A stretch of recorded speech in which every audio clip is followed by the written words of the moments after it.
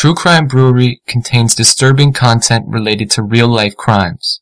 Medical information is opinion based on facts of a crime and should not be interpreted as medical advice or treatment.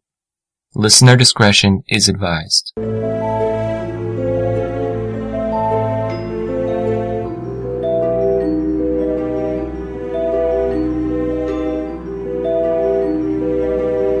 What was Justin Ross Harris allegedly doing while his 22-month-old son, Cooper, suffered in the back of this scorching SUV? He was having up to 6 different conversations with different women. The most common term would be sexting.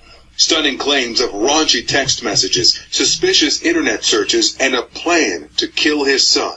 Evidence is showing us right now that he's got this whole second life that he's living with alternate personalities and alternate personas. Harris sat shackled and sullen as Detective Phil Stoddard with the Cobb County Police Department detailed X-rated messages allegedly exchanged the day Cooper died, including with a then 16-year-old girl. Were photos being sent back and forth between these women and the defendant during this day while the child's out in the car? Yes, there were photos of his exposed penis, erect penis being sent. There were also photos of women's breasts being sent back to him.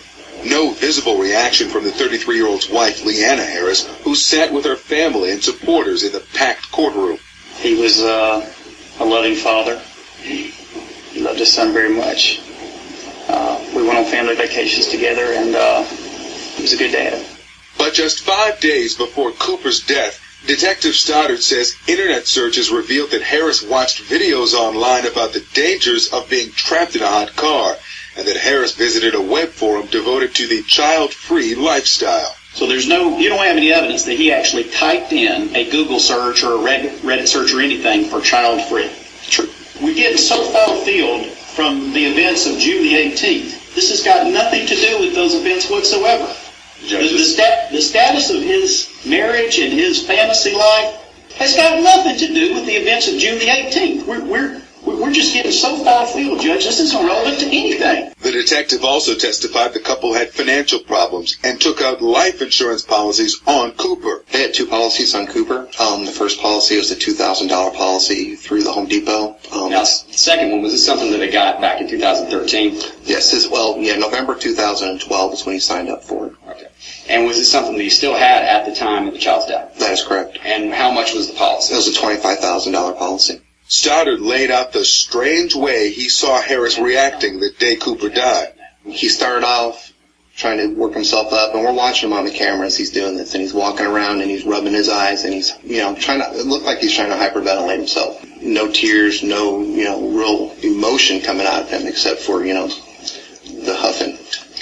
And through the time you're talking with him about his son and his son's death, did you ever see any tears coming from him? No. Even more bizarre, how witnesses say Leanna Harris reacted at the daycare when she was told that Cooper was never dropped off. And in front of several witnesses, all of a sudden she states, Ross must have left him in the car. And they're like, what? There's no other reason. No other explanation, Ross must have left him in the car. And they try to console her, and they're like, no, there's 1,000 reasons. There, he could have taken him to lunch or something. We don't know yet. And she's like, no.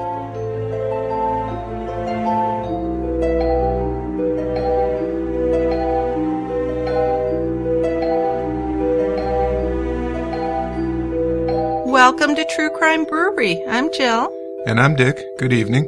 This is a 4th of July special. That's right. It's going to come out on the 4th. Yeah. We're ready. So happy Independence Day. Our second one. Yep. Now, on the morning of July 18th, 2014, Ross Harris was expected to bring his 22-month-old son, Cooper, to daycare on his way to work. Ross and Cooper ate breakfast at a Chick-fil-A restaurant less than 1 mile from Ross's house. After breakfast, Ross drove his SUV to the Home Depot office where he worked. Cooper was strapped in a rear-facing car seat in the back. Ross went into his office at 9:25 a.m., leaving Cooper in his car seat. At about 12:30, Ross got lunch with 2 co-workers at a nearby Publix. Then he purchased light bulbs from a nearby Home Depot store. When Ross returned to his office building, he opened his driver's side door and put the light bulbs into his front seat. He would claim later that he didn't notice Cooper was still in the car. So it was past 4 p.m. after Ross left work when he said that he discovered Cooper's lifeless body, and he stopped at a nearby shopping center and called for help. Witnesses and first responders found Ross's behavior to be strange, and suspicions started building right away. Ultimately, there was a secret life and a murder plot revealed by prosecutors. The cruelty of this crime, by a father against his young son, was unimaginable. So on this episode of True Crime Brewery, A Devil Down in Georgia, the murder of Cooper Harris, Dick and I are discussing the sad and unthinkable death of Cooper Harris. What we find out about Ross Harris's secret life and motivations is a lesson in selfishness and callousness. Dick also shares with us his medical expertise on hyperthermia, the suffering endured by Cooper Harris, and the 30-plus accidental hot car deaths occurring each year in the United States. So before we head down to the quiet end for our discussion, let's get our beer review. Okay. You ready? I'm ready. I have a beer called Cosmic Debris. The cosmic is spelled with a K. Okay. I'm not sure why. It's brewed by Creature Comforts Brewery in Athens, Georgia. So Cosmic Debris is a double IPA. So think of an IPA on steroids. These IPAs or double IPAs tend to be more robust, malty, and more alcoholic, and they have a very strong hop profile. So this particular one, Cosmic Debris, is hazy gold with a modest-sized head and just a smidge of sticky lace. Has a nice citrus aroma with a sweet malt background. Taste is even better. Tastes like orange marmalade. Yummy. Well, that sounds good. So it's citrusy and hoppy. Right. Which are both very desirable in an IPA, right? Very much so. Yeah. A little bit of tropical fruit, some caramel. It's got a big juicy feeling in the mouth. Nice beer. All right. So it sounds like something that would be good to drink for 4th of July weekend. It would be. That's Yep. why I picked it. It's a nice summer beer. Okay. Well, I posted our July beers last week, so hopefully some people were able to pick it up, at least some people down in Georgia. I know it's not always easy. It's certainly not widely distributed. No. So I had to pull a few strings to get this. Yeah. Well, I appreciate it. Well, let's open it up. All right. Okay. Let's do it.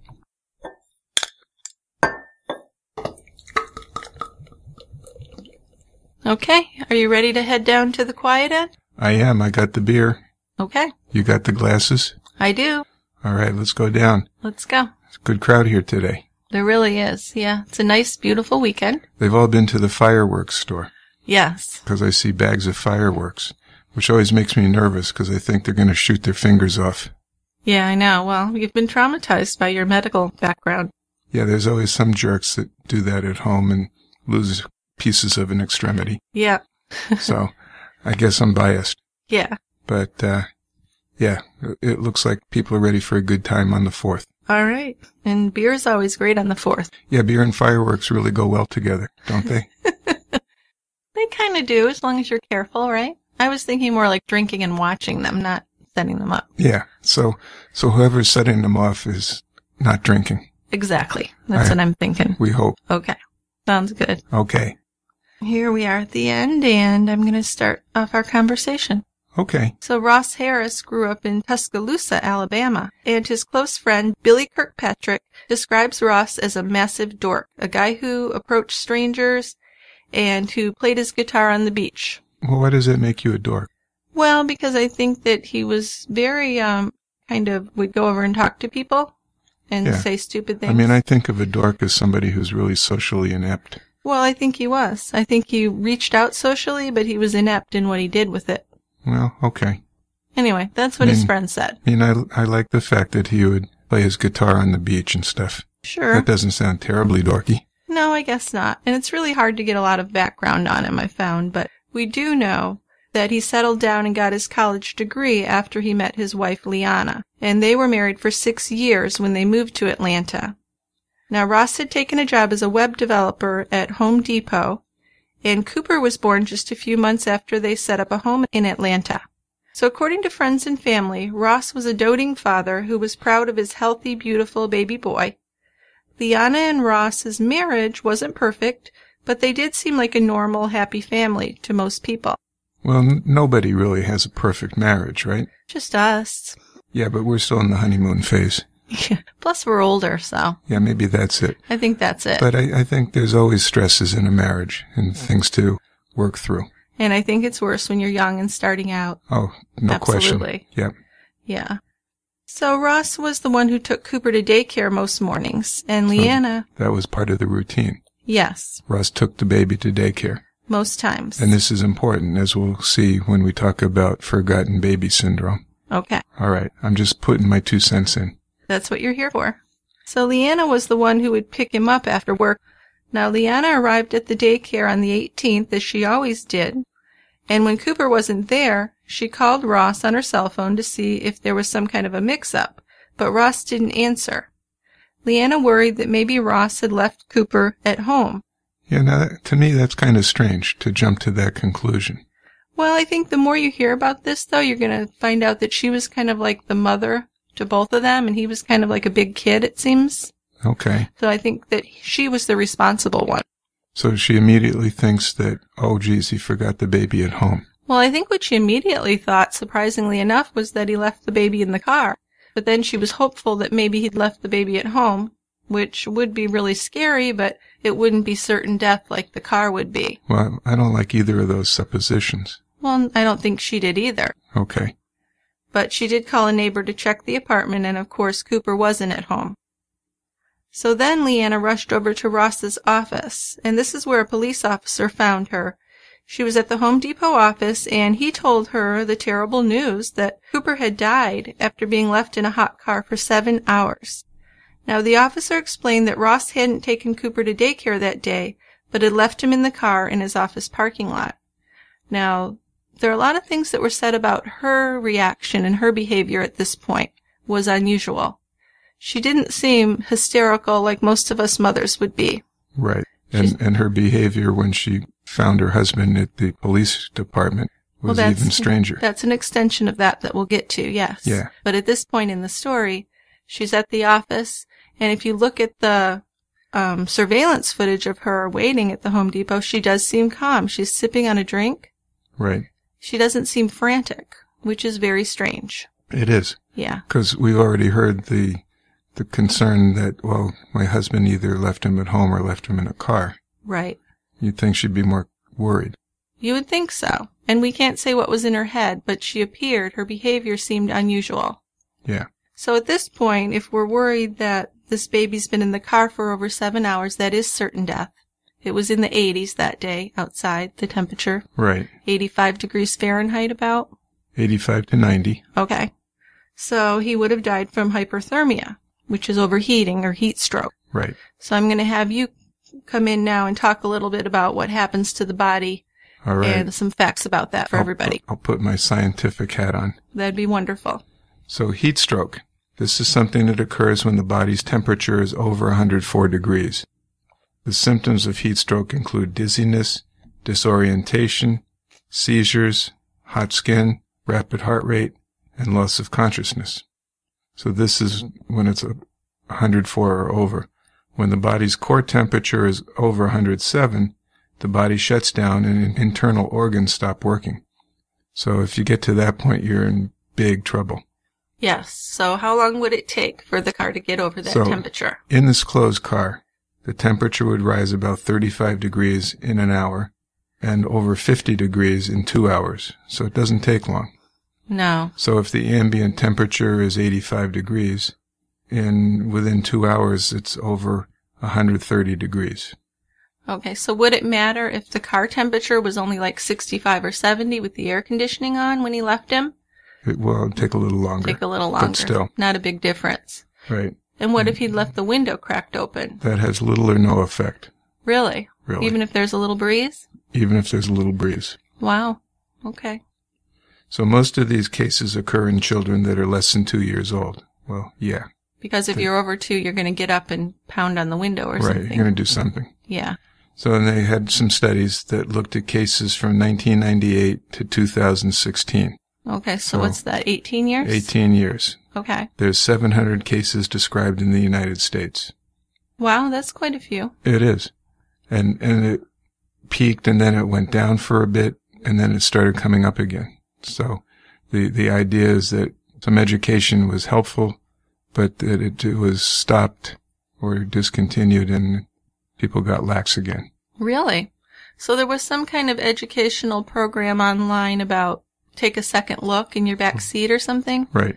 Yeah. Put your purse or your cell phone or something in the back seat so you remember them. That's smart. I didn't think of that. The other thing that was a big factor was that with airbags, people didn't put their car seats in the front anymore. Sure. And if you're in a van, your kid could be a couple feet away. Right. Which that wasn't the case here, though. No. So in the 700 cases in the United States, and I don't have statistics to back all this up, but the statement was that 54% of these cases were children that were forgotten by the caretaker. Okay, so what kind of studies were these? Just retrospective studies. Okay. So looking back, I mean, it doesn't say anything other than this is what we found. Sure. So 54% were simply forgotten. 28% occurred with a child playing in an unattended vehicle. Now, I'm not sure how that happens. Oh, I could see how that could happen if your little kid's outside with his older brother or something and goes in the car. Yeah. And gets stuck in there. It's just like if you have a refrigerator sitting in the yard. It's a Yeah, hazard. that's true. You need to have your car locked and your keys out of reach. Of course, if they're under 2, I would think you're watching them, but. Right. So exactly. there's a certain element of neglect there. There is. Yeah. And 17%, this was interesting to me, and I looked for some verification of these numbers, but I couldn't find any. But 17% of the 700 cases was with the child intentionally left in the car. So Okay. this is kind of malice towards the child. Intentionally left in the car could be you're going in to shop and they're asleep and you're going to leave them there. Doesn't mean you wanted to kill them. Well, yeah, but when you're doing that, you're in and out. Well, you'd be surprised, though. I know. But I don't think in those cases they wanted to hurt the child. I think this is the first case where they actually proved malice. Well, I don't know that they proved malice. Well, they think they Right. did. He's convicted. He was. Yeah. And he's the first person that was convicted of this. Yeah, there have been other people convicted of other things, right? Right. But we'll get to that when we talk about the Yeah. forgotten child. But this was the first one where they convicted him of murder. Yes. Which is a terrible way to murder someone. Well, yeah, just reading the description of what happens as your body temperature is rising. Well, I mean, I'm sure, as you know, when a child has a fever, it's a similar thing, right? Yeah. If the fever gets to 107, you're in the danger zone. Right. Yeah, we always tell people when the temperature is 104 and up, you ought to have the baby looked at. Which kind of freaks parents out because they're worried at 101. Well, yeah, it's all the fever phobia. Well, I remember all the nights from you on call with the panicky calls about fevers. 100.1, 99 point something. Parents worry about that. People worry about fevers. But they're not really dangerous until, what, 104, 103? Well, even 104, they're not necessarily dangerous as long as you can get them down.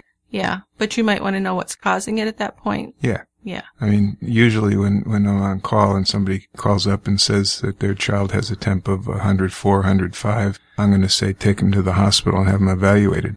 Well, Liana was taken then to the Cobb County Police Headquarters from the Home Depot office, where the policeman had met her.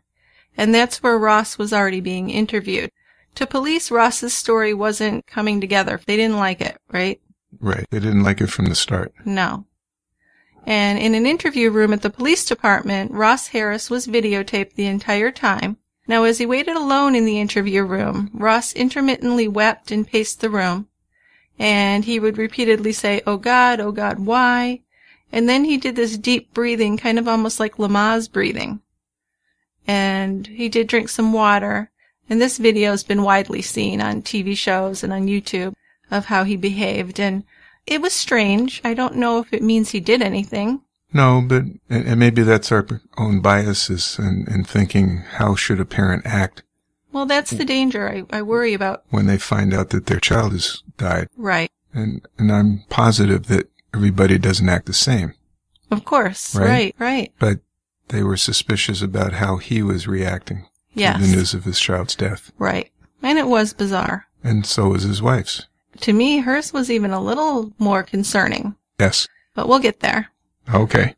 After about 15 minutes, detectives came in to interview Ross. And I've noticed in my research and in watching a lot of these interviews with detectives is that they will leave the room and leave them alone for a while and videotape what they do when they're not there. Sure. We've seen it time and again. Jodi Arias. Part of the technique. Yeah, just to kind of get a feel for them. And I also think it will kind of make them nervous, build up their nerves a little more, you think? Yeah, I think so. Part of the technique, for sure. I don't fully understand why. So detectives went in to interview him, and by this time, Ross appeared pretty calm. He did ask for a trash can in case he needed to throw up. And he did seem somber to me, but he did make a couple little jokes, and he did make small talk with the police. Right. Now, according to his wife and his friends, that was his personality, his so-called dorky personality, is that he was socially awkward like that. Okay. So. I'm not sure if that applies, but. Well, neither am I, but according to them, I'm just giving you the facts. So he told detectives that the morning had been quite normal. Leanna had left for work early, about 7:15 a.m. She was a dietitian. And this is about the time she usually left. And Ross left the apartment at 8:30. Now, he took Cooper to the Chick-fil-A for breakfast, and this was located within a mile of his office. Just a short haul. Yeah, very short. A very easy way. Yes. Now, after they ate, he said that he strapped Cooper into his car seat and gave him a little kiss. One thing he said that was a bit odd is he told police that he always kissed Cooper and told him that he loves him. That was part of his routine. He explained that he did this in case they were in an accident and he died, Cooper would have that memory of him. Yeah, I'm not sure what to make of that. It's a little weird. That's kind of weird, you know? It's a little weird, yeah. He said he forgot about Cooper and drove straight to work as if Cooper wasn't with him.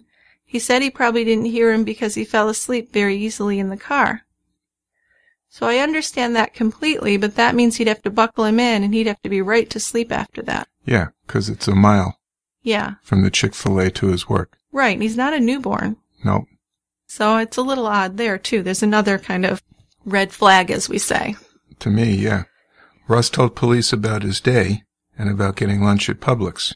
So that's a grocery store down south. Right. He didn't mention the light bulbs. He said he had plans to meet friends at the movies after work, and as he was driving toward the theater, he saw Cooper.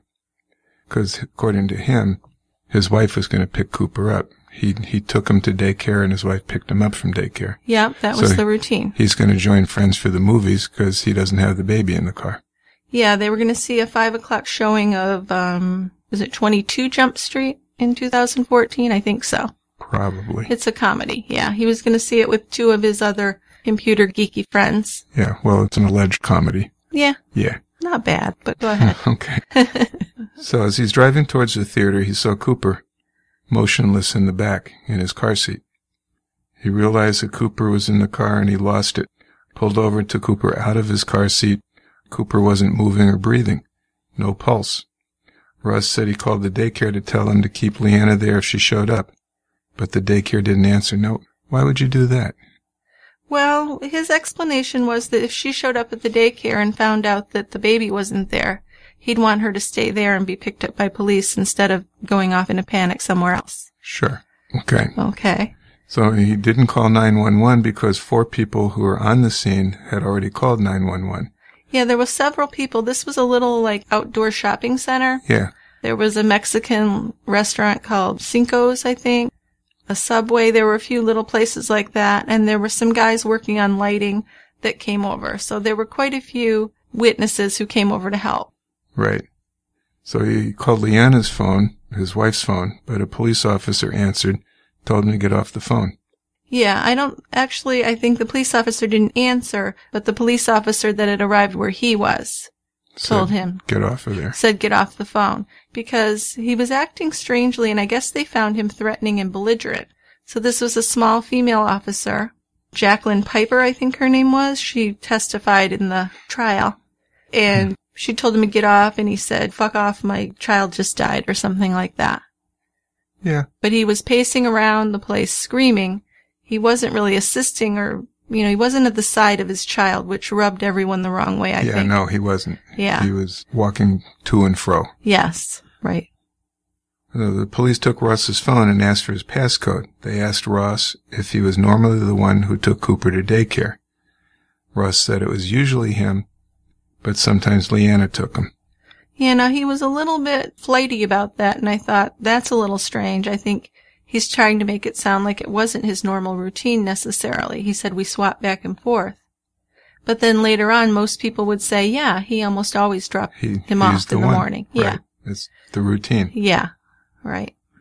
So then police asked him about his relationship with Liana. Ross said that they had their ups and downs, as who doesn't, but they were happy and had a strong relationship. Right. So Which is really not true. We're going to find out that he was unfaithful. Yeah. Well, I guess you can still feel like you have a strong relationship and be unfaithful. I don't think so, because then you're not being honest with each other. Right? Well, yes. Yes. I mean, you can... But you can convince yourself that these little peccadillos don't matter, and you have a good relationship with your spouse. Okay. Maybe if you're a man, you can do that. Well, I don't know if it's confined to men. I'm just kidding. It's not, I'm sure. So police asked Ross how he thinks this could have happened. He said there were occasions when he dropped Cooper at daycare and then went to Chick-fil-A and then to work. So maybe his mind just thought that's what he was doing. Okay. Bullshit. Yep. Then Ross talked about how he had recently heard of a guy who did the same thing. He talked about a vet on YouTube who talked about how dangerous it is to leave your pet in a hot car. So he said that he is aware of this thing happening. Yeah, so the fact that he was aware of it... Is this like... I don't know why he's talking about that. I mean... Because he wants to portray it as an accidental thing. Well, yes. So he's talking about how he saw this video. I've seen the video. It's a vet in a hot car showing how hot it gets so quickly. Not to leave your dog in the car. It gets hot fast. Yeah. He said a lot of things about being aware of it, right? He said, I didn't take a second look like I should have. Yeah. You know, so he did seem more aware of it than would seem typical, which was another red flag to police. So he's not doing very well with police. No, they're suspicious of him. Absolutely.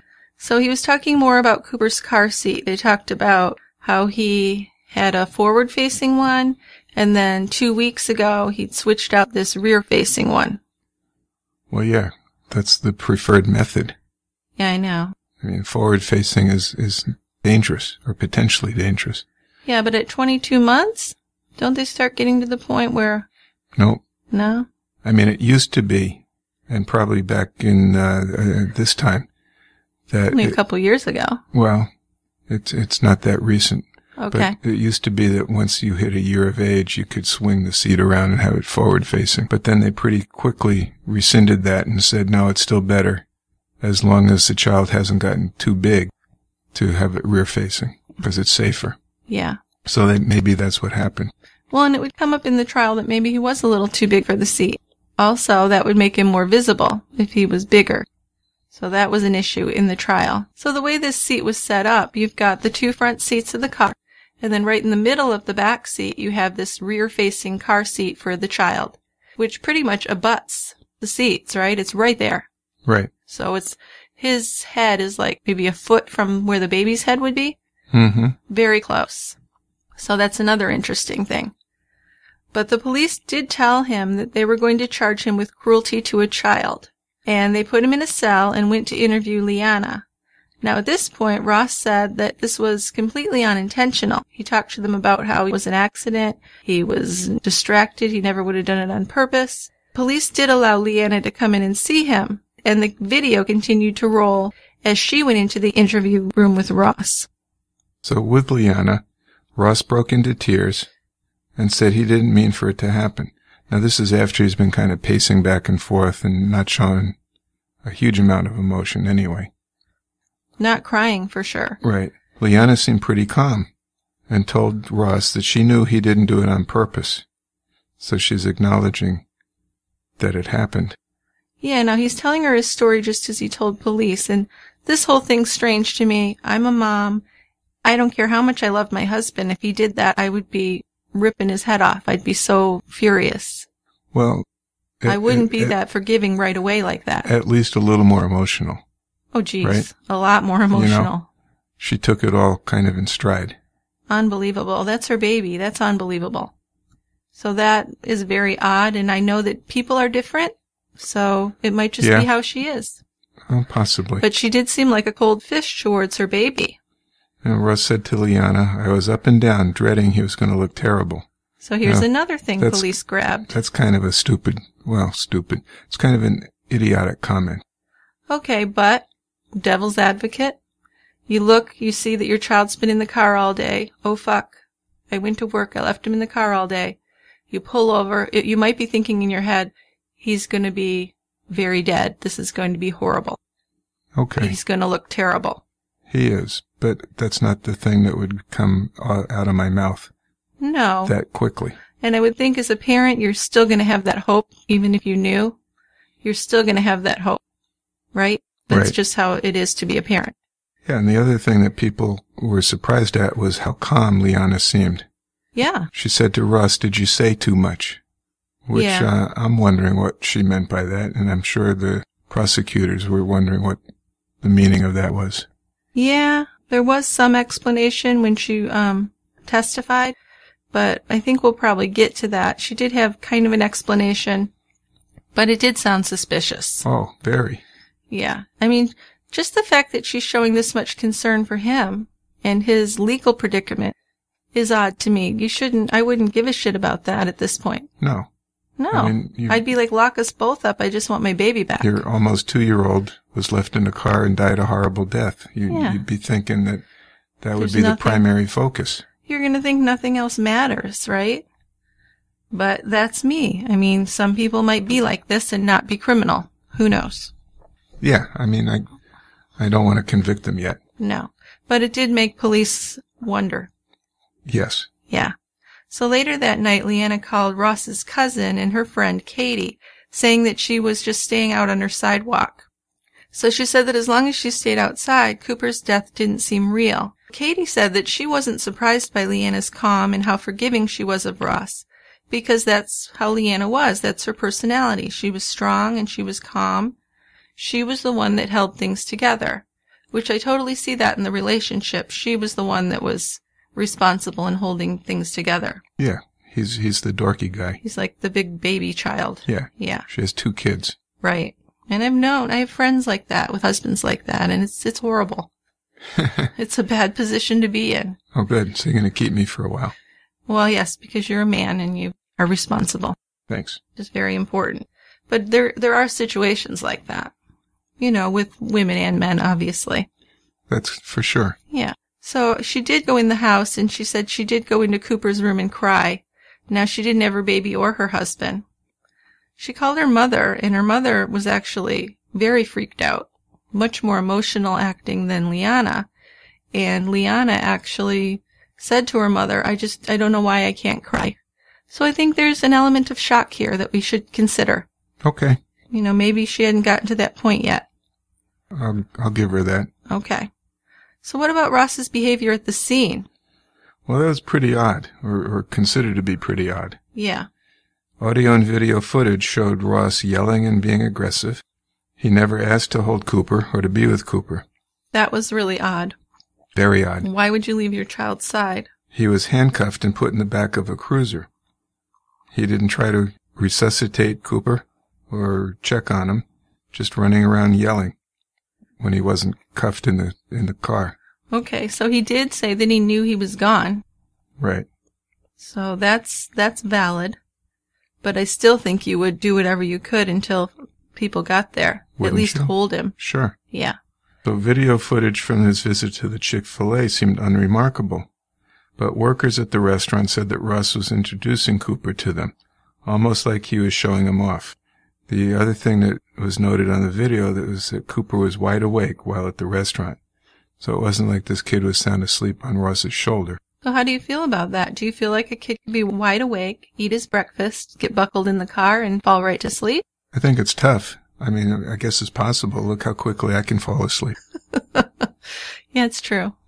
But, yeah, I mean, he's taken this child out. They've had breakfast, and he gets buckled into his car seat, and he's driving for 2 minutes at tops. Yeah. To his office. Right. That's a little difficult. It is, and I'm just thinking that's really quick to forget him, for one thing.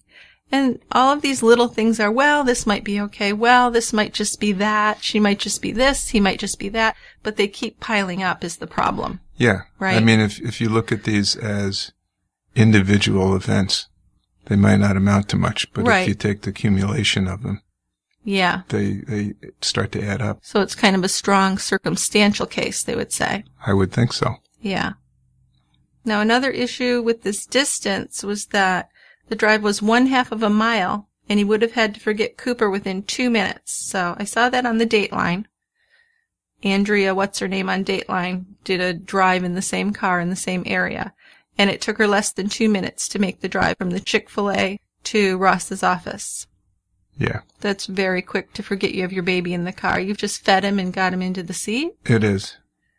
And even if the baby fell asleep that quickly, which is to me a little difficult to understand. Yes. You haven't gotten far enough or long enough to think that the kid wasn't in the car with you. But on the other hand, maybe he was very distracted. Right? Could have been. We have all these women he was sexting and stuff. That could be distracting. Could be.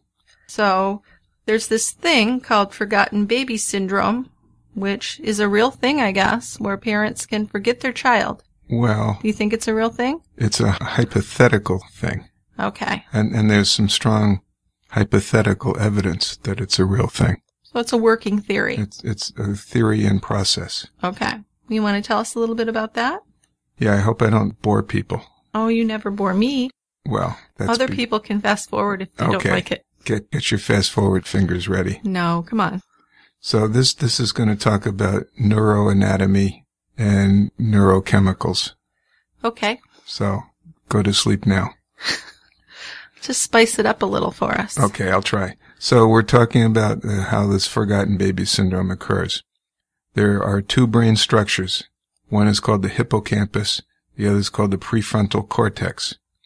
And these work together to optimize decision making and to form and retrieve new memories. So this is what happens when you're in a routine. Okay. These are active. There's two other brain structures, the amygdala and the basal ganglia, and they can interfere with the hippocampus prefrontal cortex memory system. Now, how do they do that? Well, it has two ways. So the basal ganglia can suppress the functioning of the hippocampus prefrontal cortex system in a predictable and safe situation. Say, as in driving a car to work, the basal ganglia can dominate the hippocampus prefrontal cortex system. So wait a minute. So is this like when I'm in my car and I'm driving somewhere I drive all the time and I get there and I don't remember any of the drive? Right. Or like I'm going in a different direction than usual, but I'm used to going one way, so I go the way I'm used to? You got it. Okay. So that's why it's more likely to happen if it's not your routine. If it's Right. a different thing. So when the basal ganglia dominates memory processing, a person is less likely to interrupt habit-based behaviors to do something that is consciously planned. So I guess the way to put that is that if you always go from point A to point B, it's tough to interrupt that. Sure. I could see that. Because driving is kind of an automatic thing that you don't think a lot about when you do it every day. Exactly. It's like riding a bike. Now the second hypothesis concerns the amygdala, the other brain, or the other part of the brain. Okay. So the amygdala is activated under high stress conditions, and this will interfere with the hippocampus prefrontal cortex system, which results in a person becoming completely focused on a stressful event and causing the person to lose track of other information held in memory by the hippocampus prefrontal cortex system. All right. Give me a for instance of that. So you're stressed. So you're driving to work or driving with your child in the back seat. Yep. And you're thinking about the text you just got from one of your hooker girlfriends. Okay, so you're giving us an example that would be pertinent to I'm Ross's. doing a specific example in this case. Excellent. And I have no idea whether that occurred while he was driving the child to the office. But, Right. But, he was involved with several women. At least over the internet, yeah. Right. So a stressful situation such as that could make him forget the other stuff. Sure. So that reminds me of a woman I saw on Oprah once who had forgotten her child in the car, and she was devastated. And she was really busy, working full-time, 3 children, and it was some kind of special party that day where she was bringing in cupcakes. Mm-hmm. And she'd come in for that, all stressed out, and had left her little girl in the car. Yeah. So I think that's an example of it happening accidentally. Sure, because the stressful situation interfered with the normal run of the day. Right, right. And that caused her to lose track of what she's supposed to be doing. Right. So those are the hypotheses, and I think they're reasonable. Okay, so what about one thing that was brought up was that he had a picture of Cooper at his desk, that he had a gift from Cooper, like a drawing or something from his daycare, that he had texted his wife about Cooper that day. Now, would none of these things jog his memory? No. Now, why not? Because he thinks he's done it? He thinks he's taken him to daycare. I mean, as far as he knows, the day went as always. Yeah. He took him to daycare. So looking at his picture and hearing things about Cooper, that's the usual. It's not a deviation from normal. Yeah, because he hasn't forgotten that he has a son. Right. He's just forgotten where he is, if that was the case. Exactly. So many parents have accidentally forgotten their children in the car before. Well, we have over 700 in the past 19 years. Right. So it's not a super common thing. No, it isn't. But No. it does occur. It occurs about 35 times a year. Yeah, yeah. Okay, but the people that you're talking about, those are only instances where the child died. Right. Right. Because there must be plenty of cases where they get into work and say, holy shit, Johnny's in the car. God, I can't believe I left my kid in the car. Right. And out they go and boom. And everything's okay if they do it soon. Yeah. Yep. Or it's a cold climate. It's not a hot day. Yeah. Okay. So, police did see this case as different, obviously, because they're handling it differently. So they considered the short distance between the Chick-fil-A and Ross's workplace. They considered the position of the car seat in the car, very close to him, his odd behavior, and the fact that he'd stopped by and dropped off the light bulbs in the car at lunchtime. So we haven't really talked about that yet. Let's talk a little bit about that. Well, we saw in the video, the parking lot video. Yeah. I'm not sure he looked actually into the car. He kind of tossed the light bulbs in. Right. And I can grant him that. Because if he's putting the light bulbs into the passenger side front seat, he wouldn't necessarily look at anything in the back. Right. Maybe. Okay. Yeah, I mean, it's possible, I guess. Yeah, but the thing that I think is more damning to Ross was that he backed his car when he arrived at Home Depot. In the morning. In the morning, he backed his car into his parking spot. And Right. by doing that, he had to be looking directly at the kid. Unless he didn't look over his shoulder and he just used the rearview mirror. Possible. Yeah. Yeah. Maybe I'm reading too much into that. Well, I have to look over my shoulder. yeah, and you should. That's the normal way to do it. I can't do it just by rearview mirror. Right. And these days I have my car that will tell me how to do it, probably do it for me. Another thing was that when he got there in the morning, they testified that it took him over 30 seconds from when he parked to when he went in. So he did spend a short amount of time in the car when he parked. Yeah, so what's that about? We don't know. So what was he doing there? Yeah. God, I mean, I just hope the kid wasn't wide awake and he was saying, I'll be right back or some horrible shit. Yeah. That's horrifying to think. Well, it's a 2-year-old. If he did it on purpose. You're going to tell the 2-year-old, I'll be right back. He doesn't know what you're talking about. But still, if the baby was awake and he spoke to him and left him there, it's just horrifying. Oh, isn't it? Yeah. I don't know, for some reason that seems like worse than if he was asleep, although I know either way it's horrendous. Mm-hmm. What was also odd to me was that when he was interviewed by police, he didn't mention that he'd stopped by and thrown the light bulbs in at lunch. Yeah, so that was suspicious. He neglected that one first. Right. Because that didn't reflect well on him. Right. Well, another thing that came up is he and these 2 friends that went to lunch together every day. One of them had a pickup truck with only 2 seats, so they never had him drive. So it was either Ross or the other guy that drove each time. Mm-hmm. And Ross didn't drive. There's a 50-50 chance there. Right. That he either knew and purposely didn't drive, or it would just happen that he wasn't the one driving that day. Yeah, it's an interesting fact. Well, it's also interesting the fact that he went back to the car, because police believed that this was a purposeful thing, like, returning to the scene of a crime type of activity, which people do, right? Sure. Now he could have been checking to see if he was dead. Well, that's pretty cold, isn't it? Well, the whole thing's cold. If he did this, it's horribly cold. Yeah. Right? It's dreadful. But he could have been going to check. So that's another thing. So this whole lunchtime put a lot of other factors into this that were questionable for me, made me suspicious of him. Right. If he'd mentioned it right away when he was interviewed, that would have made been more a help, sense. Right? Right, exactly. And then there's other things. Once they got going through his phone and computer records, he was really screwed, because they discovered that he was very active in online sex chat rooms and sexting numerous women. Yeah, and he also had sexted with a 15-year-old. Yeah, that's great. Some of these sextings happened on the day Cooper died. Investigators concluded that Ross had wanted to be free of the responsibilities of fatherhood to such an extent that he decided to kill his child. Now, that's a huge leap for me. It is a big leap. Especially for a man. Why don't you just leave? Right. Right? Or why don't you just keep doing what you're doing?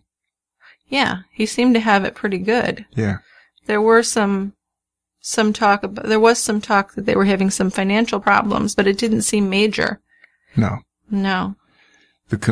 Russ's computer also showed that he had done research on hot car death, although I guess that it turned out that he didn't really research it that much. It was just something that came up. Yeah, he'd watched a video on YouTube. That's the only thing they could find. Right. So he had seen the video by the vet, and then this child-free life thing. They say that someone texted him the link and that he had responded grossness as his response. Like he didn't like that idea. Mm-hmm. So, I don't know. Maybe that shouldn't be held against him at all. Well, anyway, they decided to charge Ross with malice murder. Yes. And his trial began in October of last year, 2016.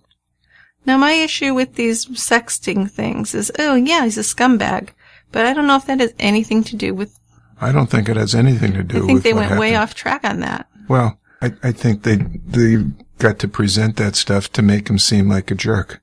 And I agree he is a jerk. Yeah, but that doesn't mean that he killed his kid. No. But sometimes it seems like in court, they don't like you. Well, I kind of thought also, what if this had been a woman under the same circumstances? Well, they'd probably go easier. Well, at least in the beginning. That's a sexist remark, isn't it? Well, it seems like they do, though. But I think that it'd be better to be a female than a male.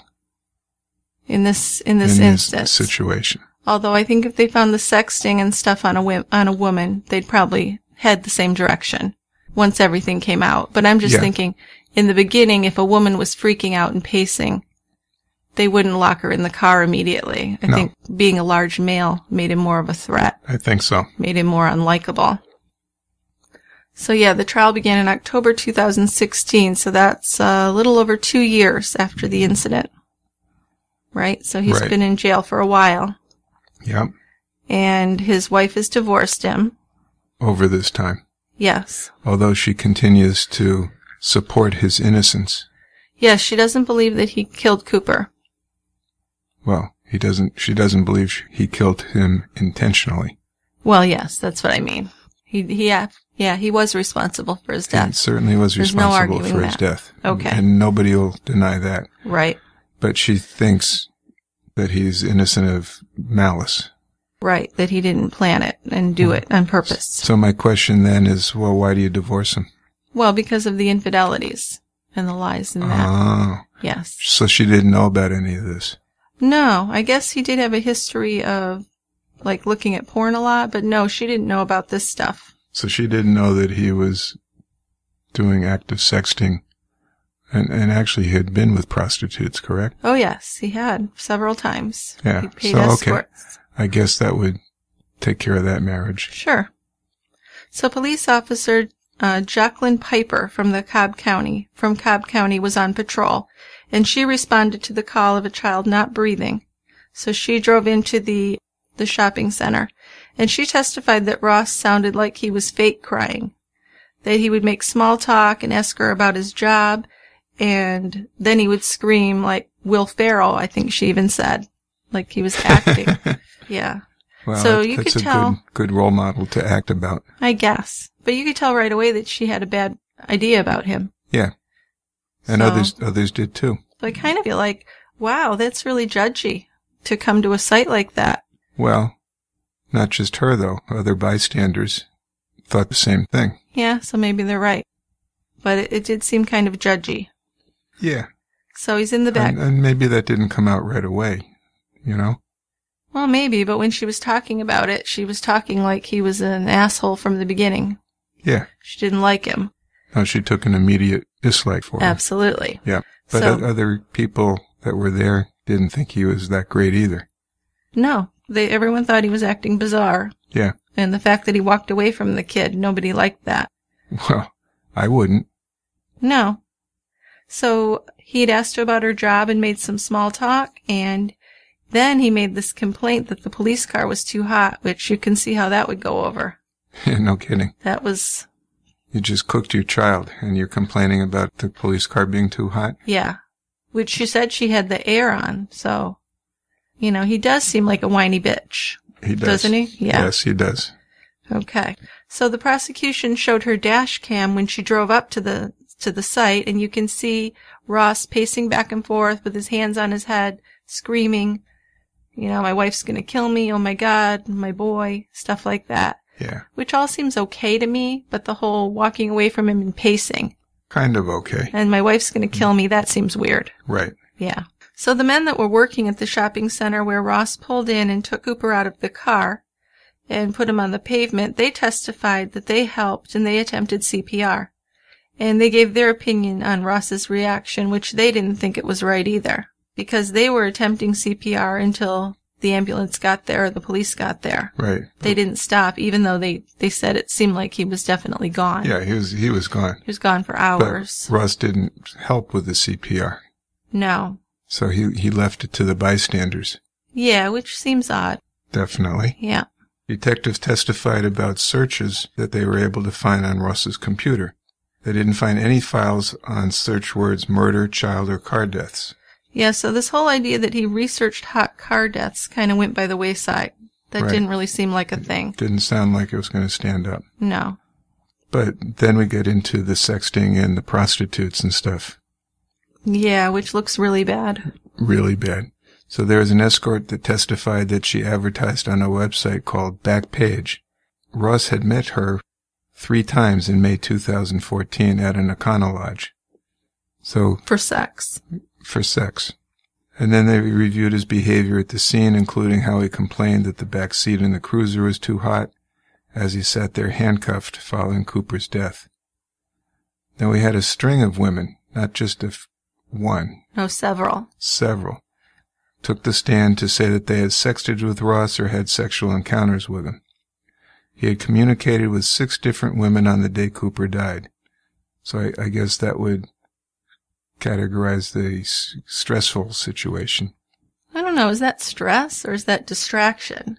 It's not necessarily stressful. He's enjoying it. Yeah, but it's still... It's a distraction. I don't know if I'd call it stress. I would. Because he doesn't need to do it. He can put the phone down. Yeah, but I think that's a deviation from the routine. It might be his routine, though. And it's, well, okay. It's kind of his routine, let's be honest. I think it's a stressful situation. Well, okay.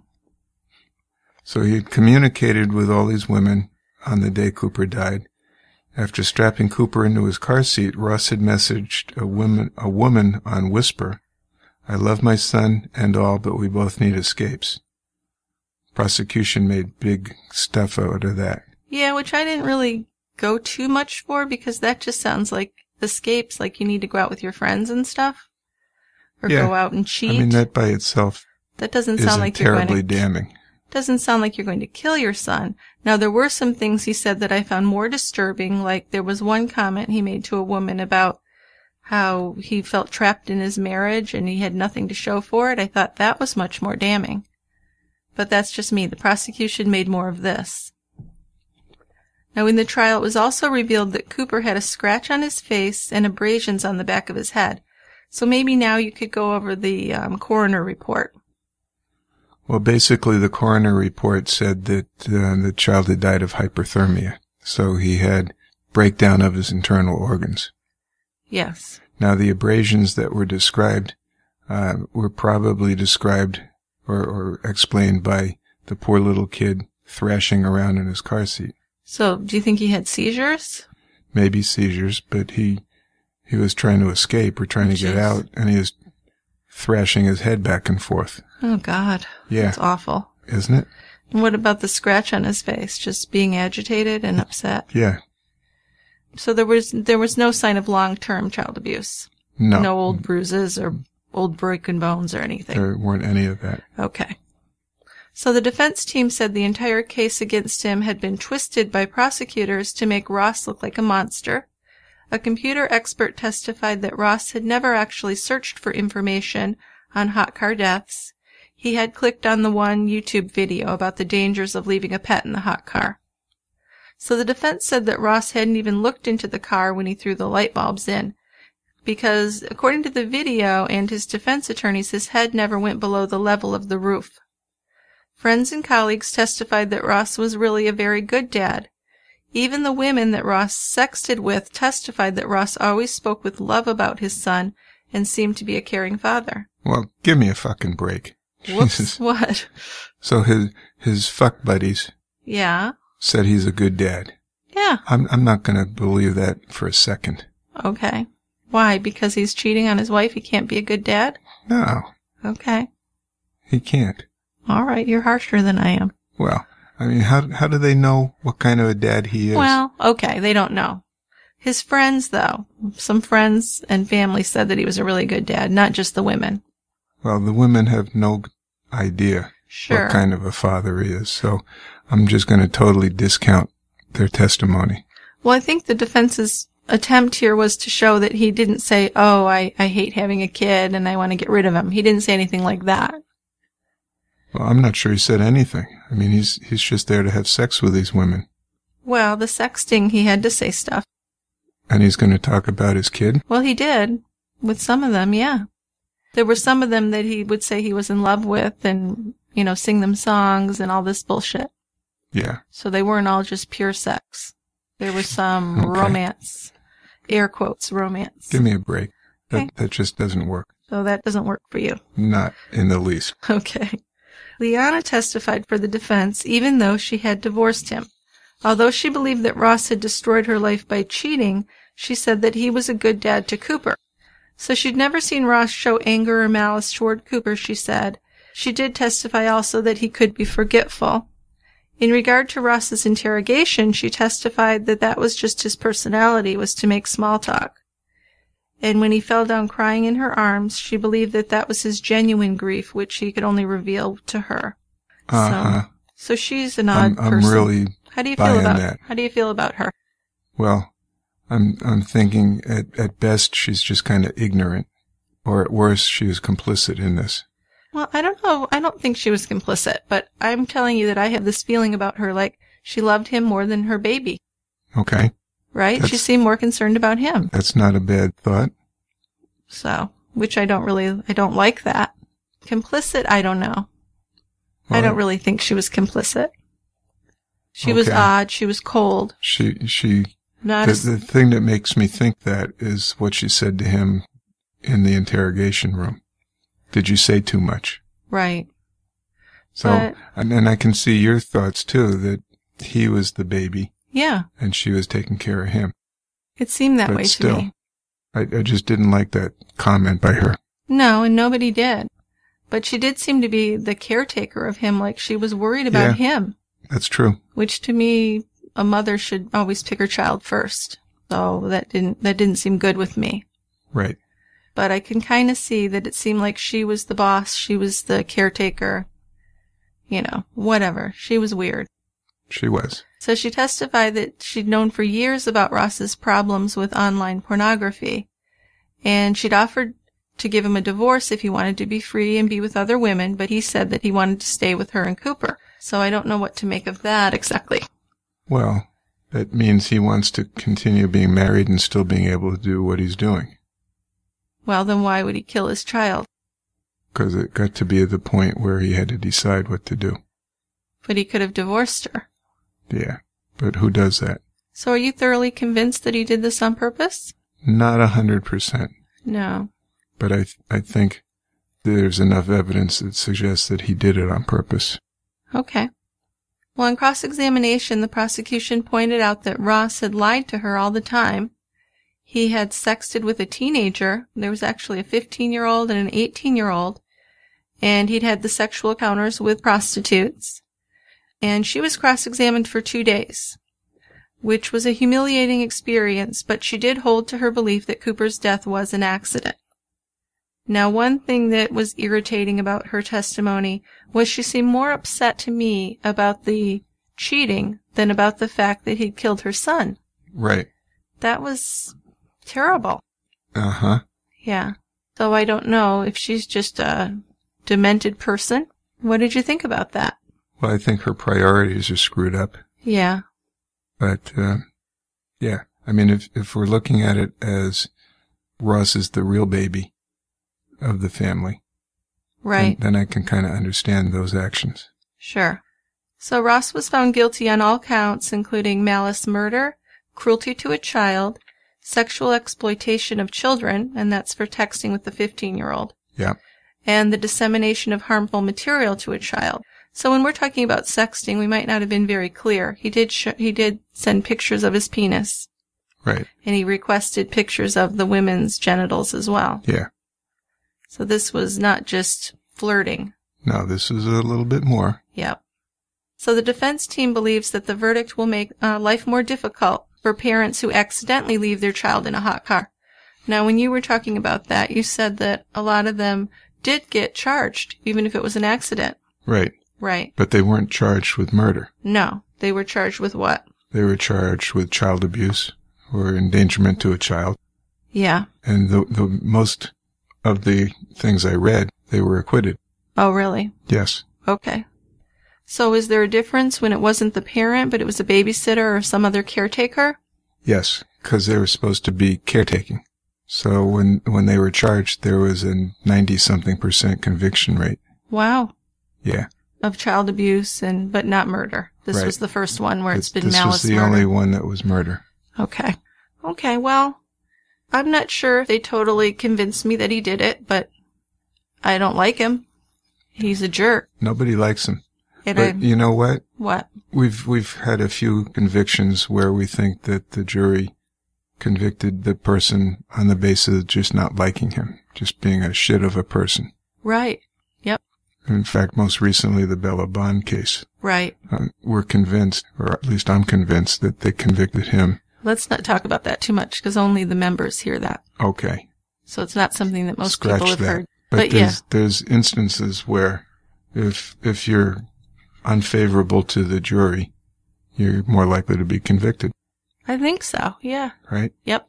So, kiddies, the lesson is be nice to the jury and get acquitted. Right. Well, he'd have to do more than be nice. I mean, he'd already made his bed. No pun intended. Okay.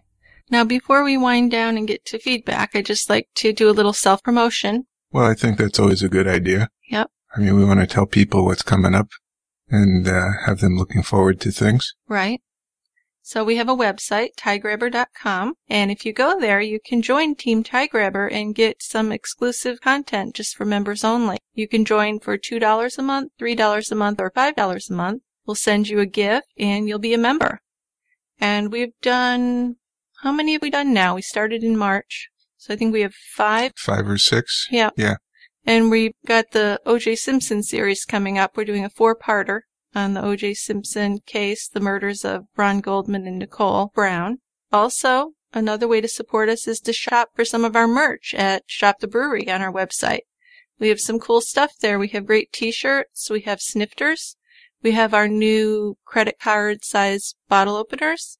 And we have, of course, the classic True Crime Brewery sticker, which is great for your back window of your car, your favorite keg, your laptop. Nice little sticker. It's very cute. Yep. Also, you can follow us on Instagram or Twitter at TieGrabberPods. We're also on Facebook, and we actually have a Facebook True Crime Brewery fan discussion page now that was started by one of our devoted listeners. I think it's really an awesome thing to go out there and start a page for us. I do too. She did it on her own, and I'm pretty humbled. yeah, and people are joining, so that's super neat. It is. Yeah. So check that out. We can discuss old cases. We can discuss cases that are coming up. Cases we might never do, but they're just fun to talk about. So that's a great thing to check out. Also, we're always happy to get 5-star reviews on iTunes. That helps us get the word out that we could be fun to listen to. That's a nice way to get the word out of what we're like and that some more people might like to listen to us. Yes. Yes. Okay. All right. Well, how about I play a little soft music and we segue into our feedback? Let's feedback. All right.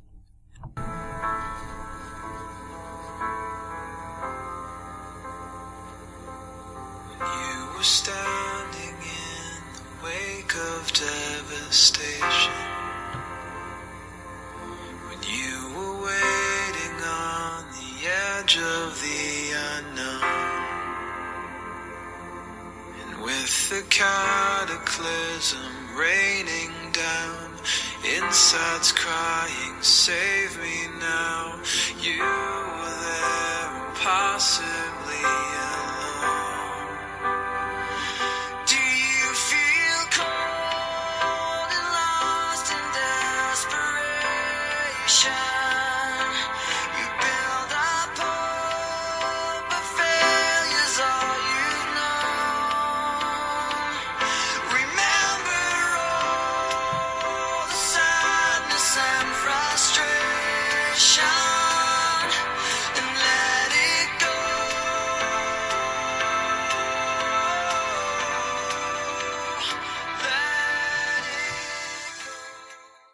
Welcome to feedback. Welcome. We're going to go for a few minutes here. And it's your turn, so you can start. I get to go first. What have you got for us? I have a Facebook message from Sue.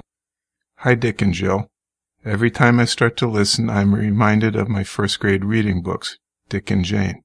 Yeah, Well, I had those. I remember those too. Yeah. So, Sue, I think you're showing yourself to be of a certain age. Fun with Dick and Jane. That was a great movie, too. Yeah.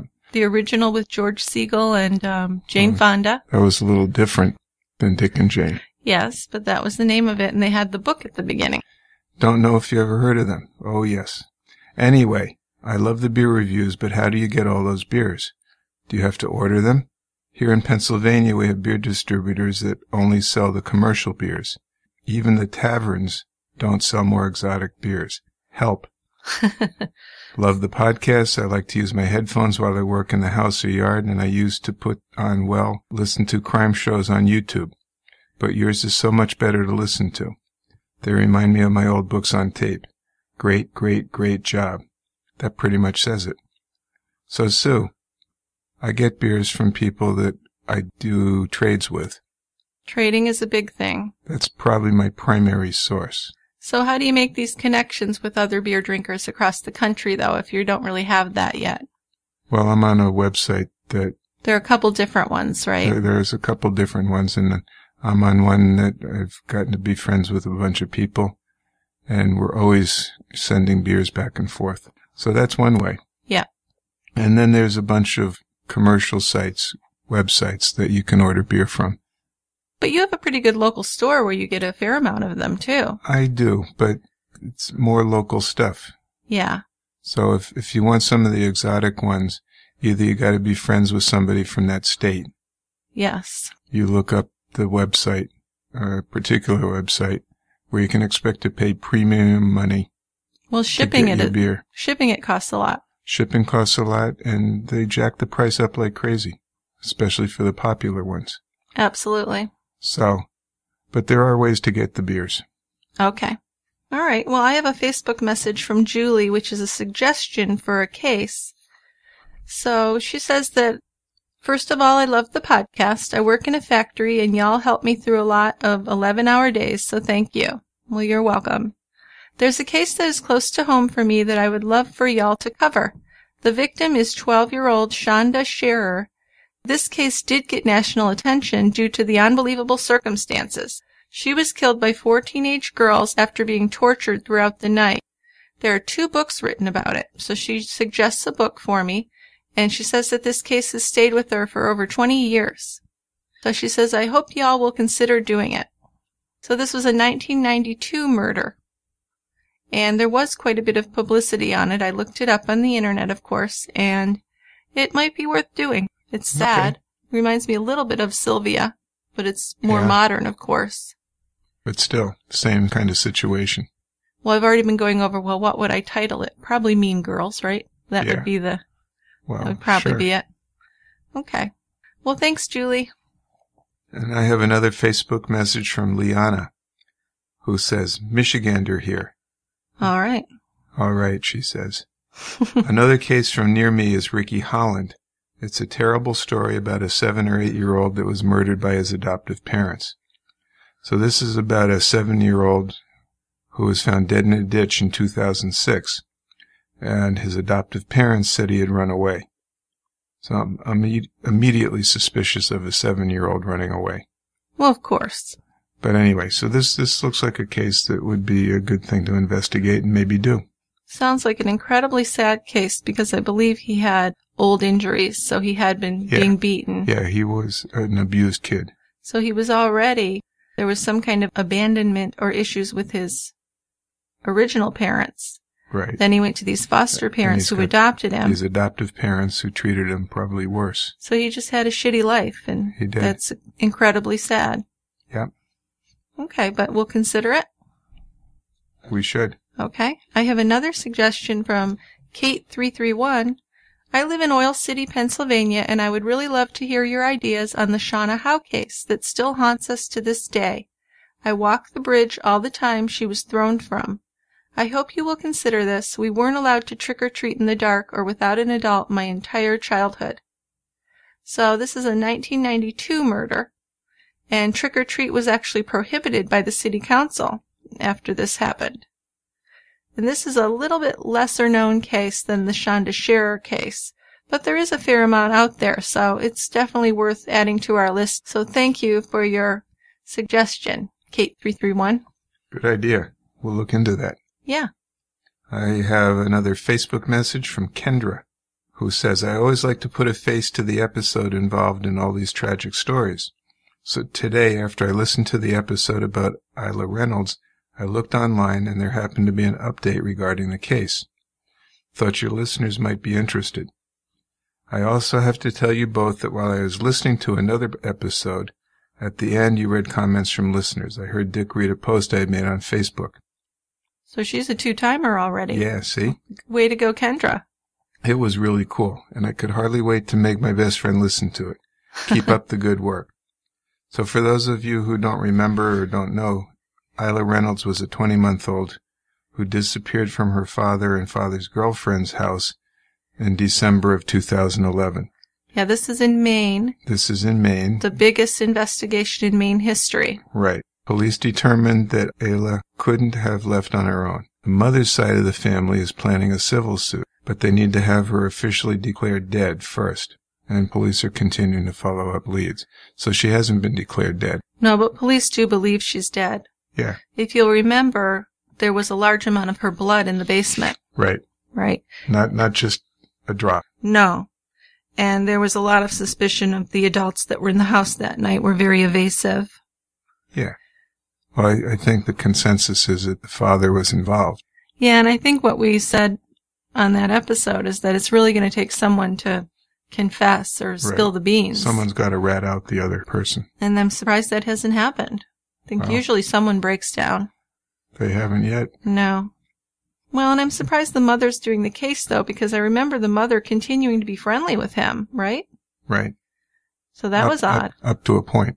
Yeah, and this was a case where the mother wasn't like the greatest mother either. There were a lot of issues. Definitely. Right? Yep. There were some socioeconomic considerations. Okay, well that's something we'll have to keep an eye on. It would be good to find out what happened to her. Poor little girl. Remember, she had a broken arm, so she was probably getting abused for a while. Oh, I don't think there's any question about that. Yeah, so sad. So I have a message from YouTube from Michelle Lee, and she makes a suggestion. So Michelle wrote, I'm sometimes shocked that some people don't just drown in their own stupidity. Murder is so vile. I do, however, love your channel. I listen in the mornings while getting ready for work and finish listening in the evening before bed. All the information is really well researched, and in many of these cases I find our views and opinions are similar. I've been reading and watching true crime cases for many, many years. The social and psychological behaviors that drive someone to commit these crimes is really fascinating, but it always leaves me feeling heartbroken for the victims and for the families. There's a very recent case that you may find interesting, that of Dee Dee Blanchard and her daughter Gypsy. HBO aired a special on it called Mommy, Dad, and Dearest, and it is mind-blowing. And in my humble opinion, Gypsy should be in a mental hospital and not a prison. This girl needs lifelong mental care. Anyway, I would love to hear both of your opinions on this case one day. Thank you. Well, we've already kind of looked at that, haven't we? I watched it, yeah. It's a fascinating It's a Munchausen. case. Yeah. Yeah, the mom was just really did a huge number on the girl. It was Munchausen, but she had her not even walking. She had her in a wheelchair, even though she was able to walk. Yeah. So this girl was really, her mind was really messed up by her mother. Totally. Really is. She was claimed to have cancer and stuff. It's just an amazing thing. It might be worth looking into more because it's very complex. Yeah. And I don't think the HBO special really covered a lot. It's 1 hour, 1 hour and a half. How much can they really cover? Well, I don't think they really did it justice. No, they didn't. It was more focused on what Gypsy did later than it was focused on this lifelong, what the mother was doing to her throughout her life. I mean, it did touch upon it, of course. It was a big part of it, but it didn't really go into the detail. So, yeah, that one I think we should really look into. Yeah, that's a good one. Yeah. And then I have an email from George in Connecticut, and it's about our recent episode, Twisted, the IHOP murders. Hi, Jill and Dick. Your latest episode, Twisted, was excellent. In the episode, Jill seems like she is trying to make excuses for Dee.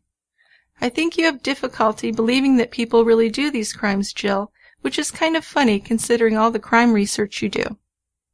Yeah. Well, I don't know that's correct. No? No. Okay, I think I mean, do. I don't think you're soft on criminals. No, but I think I give people the benefit of the doubt. Well, maybe. Which might not be a flaw. But you didn't necessarily come down on Dee's side. No, well, when she did that to the mother, I was off her side. Well, that was the killer. Yeah, that was the cinched it for me. Yeah. Okay, but anyway, George goes on to say, but I really enjoy that because it accurately represents how many listeners feel.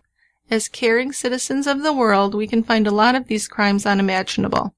So don't ever change. I think your innocence and friendship as a couple are charming aspects of the show. Well, so it turns out being a compliment, and I feel silly for reading it, but that's really nice, George. Thank you. Yeah.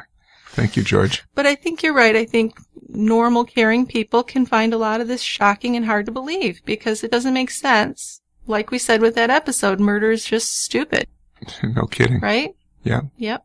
So then we have an email from Jane in New Mexico, one of our favorite states.